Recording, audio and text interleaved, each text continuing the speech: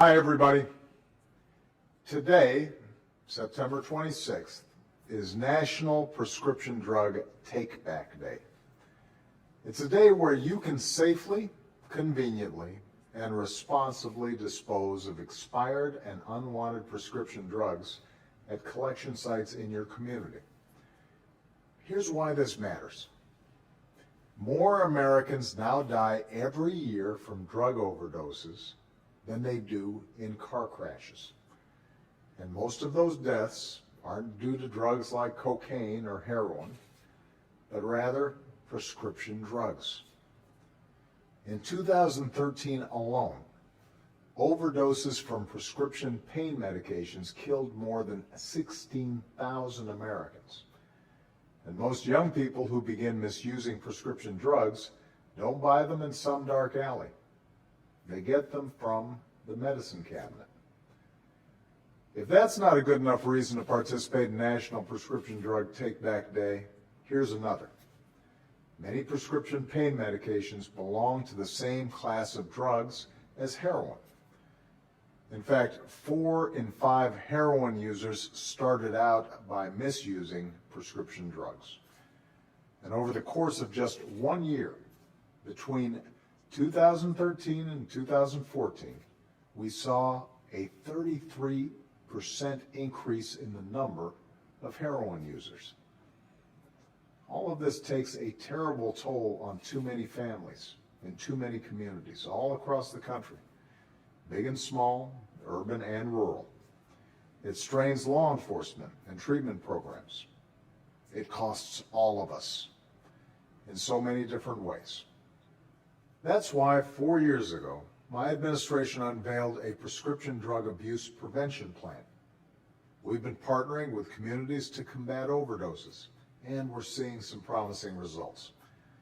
That's why the budget I put forward this year would build on those efforts. It would make critical investments in things like drug monitoring programs, equipping more first responders to save more lives, and expanding medication-assisted treatment programs, including in our prisons. In fact, getting smarter about how we address substance use disorders is a vital part of reforming our criminal justice system. Rather than keep spending billions of taxpayer dollars on needlessly long prison sentences for nonviolent drug offenders, we could save money and get better outcomes by getting treatment to those who need it. And we could use some of the savings to make sure the brave men and women of law enforcement have the resources they need to go after drug kingpins and violent gangs, disrupt the flow of drugs into our country, and address the real threats to our communities. With no other disease do we expect people to wait until they're a danger to themselves or others to self-diagnose and seek treatment. So we should approach abuse as an opportunity to intervene, not incarcerate. And we all have a role to play here. Parents, we have to understand how important it is to talk to our kids and to safely store medications in the house. The medical community has to be engaged too, because better prescribing practices will make a difference.